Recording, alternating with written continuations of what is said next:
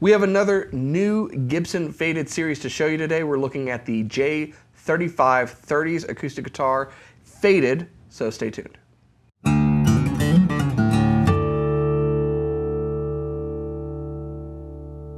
Hey, you're watching Alamo Music TV. My name is Chris McKee. And I'm Cooper Greenberg. We're here with Alamo Music Center in San Antonio, Texas.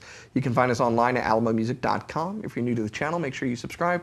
Turn on notifications, like our videos. If you want to support the channel, visit our spring store, linked below for custom t-shirts and other swag. Check out our podcast, the Fretboard Confessional, or you can also send checks and money orders directly to Cooper and I. We'll accept cash as well. Kind of half joking on that one. But so we're looking at the new Gibson faded series J-35. If you've seen any of our other videos, we've already reviewed the J-45 and an SG. That's part of this lineup. There are Les Pauls in this lineup as well. This is basically a stripped down version, sort of. I mean, all of the other features are there except for the finish. The finish is a satin nitrocellulose finish. And this is a kind of embraced 30s look that's going on with this guitar. The idea, as we've articulated before, is to make these guitars have a certain aesthetic to it. It's a very natural aesthetic, particularly with this this natural finish on this guitar, and be a little bit faster to make since you don't have to go through the whole buffing process, and therefore you can get it out the door and at a lower price. Yep. So this is the J-35 version, which is a lot like the J-45 version, honestly. Yeah, so I'll be honest, I have not had a ton of experience playing J-35s. They've not been in the standard lineup in the original collection for quite some time. So this is really my first experience playing a J-35. Can you give me a little rundown of the idea behind this guitar? Are they, do they make more J-45s just because it's a little cooler? This falls into the category for me where I think sometimes Gibson's lineup can be a little bit confusing because you kind of go, well, it's the same guitar in a different finish. The J50's like that. Yeah. The J50's a J45 that's natural. The J35, for all intents and purposes, is very much like that. You know, what's happened historically is that there were different models with different color features or whatnot over the course of the history in Gibson's lineup, sometimes for price point reasons. Sometimes it's like, you know, what other manufacturers like Martin does. Well, we've always made that, we've always called it that, even if it's not technically right. Yeah. And so that's what it is. So that's effectively the rundown. Now, on this particular model, it's a lot like a J45. Your nut width is a little bit wider, I think. It's almost 1 3/4, but not quite. It's like 1.73. You've got some premium features like the tuners. I actually like that these aren't the strap style tuners. They are Grover, open back, Butterbean style tuners, but it's got the silk screened 30s logo as a throwback to it. And you've got your natural, finished Sitka spruce top, mahogany back and sides, all solid. And one of my favorite things from Gibson, the tiger stripe pickguard, which is really, really cool. Rosewood fingerboard and bridge, which is typically very common on these guitars, unlike a lot of other guitars would have ebony, but that's historically accurate. And bone nut and saddle, along with a VTC pickup again. So we're seeing a lot of the things you'd see probably on a J45. It's got a different aesthetic to it, slightly different feel because I think the nut's just a bit wider, and it's a little less. So a little bit less. J15s were like that a bit with walnut, and it's like they have such a huge value. So yeah, that's the deal. And then of course with this, it's a natural look and it's a very natural feel with that extremely thin nitro finish that's going on. Yeah. I mean, we both liked that J45 faded. I think we were both pleasantly surprised. I want to say that we were not expecting a great guitar, but it was kind of this thing of, it's a satin finish J45. Why do it? And then playing it, it feels good. Yeah. Chris talked a lot about you've been digging satin finishes more and more. I do. I like the look of them. I like the feel of them a lot of the times. I think they're just, they wear better, I think, than a lot of gloss finishes. They often feel better. And the biggest thing is that the guitar is more resonant because the finish is thinner. And I've heard a number of luthiers say, if I could build a guitar without any finish, I would. You need something on there to kind of protect the wood, but you want as little as possible. Along with the other premium features on this, it's a glued-in neck. It's a hand-carved, scalloped, X-braced guitar. It's what it's what you want to see in an American-made, high-quality, solid wood, instrument. And I love that they're Grover tuners. I'm gonna keep saying that. I like the 50s J-45, and I'm not a big fan of the tuners. The plastic buttons are just not it for me. So. Yeah, it's got to have the open gears, the nickel. It just looks good. It feels good. It did feel nice tuning it up. I mean, that's a nice sign right out of the case. It comes with a nice hard shell case that you'd find on any other J45 or whatever. It's kind of the test immediately. We tune it up for the video. If it's hard to tune up and you get a lot... Or the pings going through the nut. You say, No well, this pings nut on the wasn't nut. cut very well. Yeah, and the thing is, it looks very simple. It looks clean. And we were just kind of commenting on that before. However, when we started playing it, it sounds fantastic. And it's really resonant, very loud. Yeah. So yeah, it sounds good. It feels good. I dig it. It's got a great kind of round shoulder Gibson acoustic sound to it, but don't take our word for it. Hear it yourself. Check it out.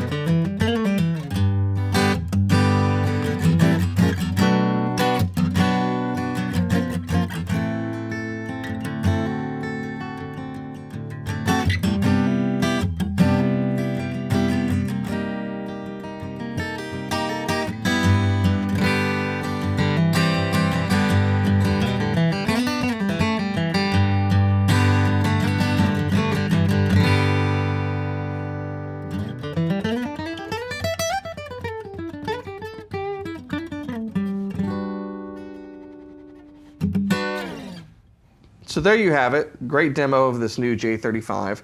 Again, in the faded collection. I kind of wish they'd call it the satin collection, but whatever. Some things you should know. So we already talked about the big part of this is it's easier to get out the door. We've talked about your woodworking experience. Like anyone who's ever messed with finish, the more kind of glass, mirror-like finish you want, the more time it's going to take, the thicker it's going to get. And that's why Gibson can make these and get them out at a lower price, with all of the other specs effectively being the same, including getting the case. One thing you should know, though, with satin finishes is that it depends upon whether or not they've done a filler on it or not, as kind of how that will feel. So it's got some noise to it, not uncommon. A big part of that is because this isn't like an open pore satin nitro finish. So that's an even thinner way of doing the finish, but it does mean that in some cases it might feel a little rougher than maybe someone else's pore-filled satin nitro finish as well. But yeah, this is about as thin as you can get it of applying a finish to protect the wood while having a solid wood instrument that will project well. Yeah, and it's like those customers that say, you have 10 of this guitar, weigh all of them and give me the lightest one. Oh yeah. For a certain reason. It's an extremely light guitar. If you're interested in the weight of a guitar, you should probably also be interested in the thinness of its finish. This is really, like Chris said, as thin as I've ever seen like a fully finished guitar. I mean, it's protected, but it's thin. Yeah. But I do agree with you. You made an interesting point. I was thinking about it the other day. Just keep it all in the original collection and say you got the J-45, original and the J-45 original satin. Yeah. It doesn't, I think making it into its own faded series almost sets it apart to where people don't realize how close they are in terms of construction and what they really are. So think of it like that. J-35 original 30s satin. Yes, I think so. That's where. Also, if anyone at Gibson was asking me, you didn't. But faded would mean it's almost like relicking or VOS. Like if you took a guitar and then you did fade it, yeah, it's actually more work. The price would be more expensive. Yeah. I get why they did it, but they have some precedent. They did guitars like that in the past. The thing I don't like about it, and that I really want consumers to understand, is this is not those guitars. Those were literally stripped down models, where everything was different. They had faded Les Pauls that were like $799, and they were stripped down more than a studio would be. This is not that, and so I'm not a big fan of the naming just because of that standpoint. But I'm a fan of the guitar so far. It's fantastic, fantastic guitar. I'll also say as my last point of why you should consider a satin finished guitar. There are some times that I'll play a show and somebody will take some pictures, and I'm like, I can't wait to see these. These are gonna look so good, and I'm gonna look sharp. And then it'll catch my guitar in the wrong light, and it's super glossy. How many beads of sweat? More sweat and fingerprint marks, and it looks disgusting. And I look like a slob and a pig. This hides all of your grossness. That's right. So. Yeah, no, I have had that happen on more than one occasion. Yeah. True story. So consider it. Satin. If you want more information about these guitars, you can go to our website, which is alamomusic.com, where you can't buy it, but we can still sell it. That's right. There's no buy button on our website for any Gibson or Epiphone product for reasons. But I believe that the public can change that. If you are going to be in Nashville and you want to picket Gibson on our behalf, I did not tell you to do so. No, but you can give us a call. You can chat with someone live, get all the information, photos when we have multiple models in stock, so you can kind of choose the wood grain that you want. You can see what's the difference between a J-45 and a J-35, and someone will play it for you and send you a demo. So we're here to help you find the best guitar, because at the end of the day, the best guitar in the world is the one you're playing, and you're going to play the one that you like. So that's what it's all about. If you're new to our channel, you should subscribe, turn on notifications, like our videos, and keep coming back for more. J-35, Chris and Cooper, we'll see you next time.